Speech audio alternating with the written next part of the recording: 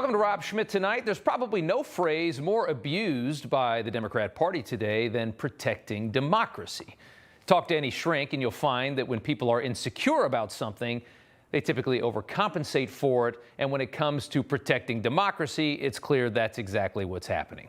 There's been an explosion of new revelations detailing the levels that the American left has been willing to go to subvert democracy in this country and protect Democrats' hold on power. Almost every single day there's something else that's popping up.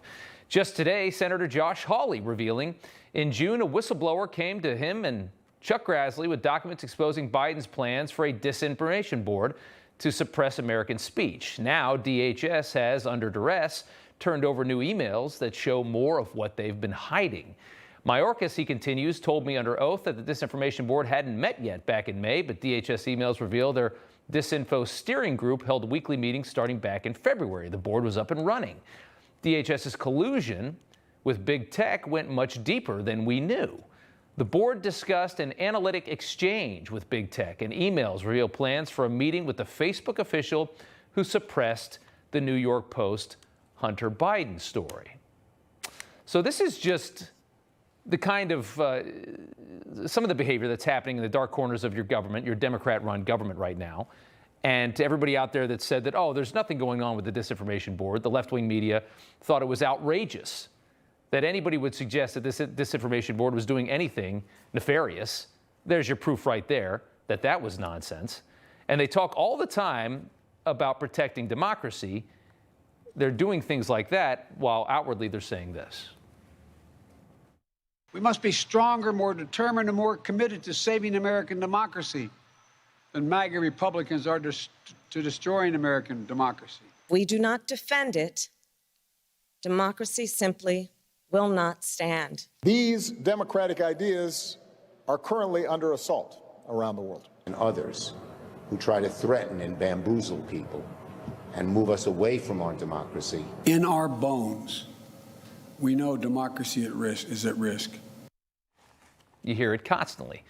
The Democrat Party is here to protect democracy from Republicans while at the same time working backdoor deals to hide their leaders' corruption from the American people and silence an array of different kinds of speech that don't align with their narrative. You begin to understand why Democrats need Trump so badly, a loud, noise-making boogeyman distraction that allows for these types of nefarious operations to exist. Just launch another investigation into the Orange Man that the media can obsess over, while over here they completely dismantle the system for their own benefit. You can't commit any of these unholy acts without a viable excuse, and you begin to understand why they scream so loudly that democracy is in danger. Ironically, other than yell about democracy, the American left and the Democrat Party prove constantly that they have nothing but disdain for it. Twitter being the perfect example of this. The party in power had absolutely no issues at all with our nation's town square being just hysterically liberal for years, only silencing partisan rhetoric on one side. Remember, for a long time, we all lived in a country where liberals could say the most insane things imaginable online with no recourse whatsoever, but conservatives would be shadow banned and deleted for saying facts, provable facts, that just made people feel angry. Then the moment that the Twitter pendulum swung from being hyper-left to down the middle, which is where it exists now, they erupted in a fury. And of course, democracy was in jeopardy. Now you have White House reporters teeing up the White House with a fake narrative that no longer allowing just one side to have unabated free speech is dangerous. Take a listen to how the White House talked about Twitter this week. It is their responsibility to make sure that when it comes to misinformation, when it comes to the hate that we're seeing, that they take action. We're all keeping a close eye on this. We're all monitoring what's currently occurring. Social media companies have a responsibility to prevent their platforms from being used by any user to incite violence. So you notice how she emphasizes that Twitter has a responsibility to prevent hate and violence. Obviously, that is their plan of attack. You know what they're doing. Social media has long been a miserable place of extremism and Hate that leads to violence on all sides. We've seen it for years. Even when liberal leaders had full and total control over it, that's how it was. But now that the owner of Twitter is undesirable, the scrutiny will be much heavier, of course.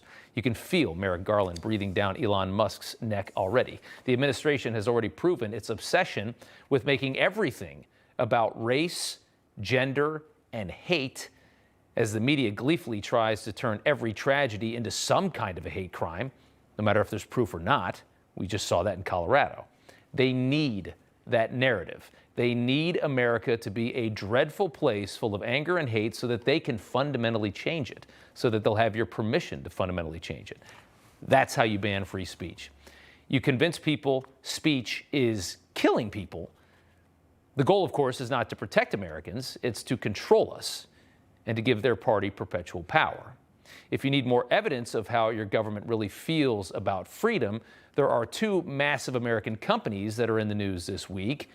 One is Apple, assisting the Chinese Communist Party in violently stopping legitimate protests to outrageous government behavior. The other is Twitter, whose owner is saving the Ukrainian people from genocide with free internet provided by himself and is ending censorship and allowing free speech on his site in the United States. Your government is condemning one of those companies and has no comment on the other.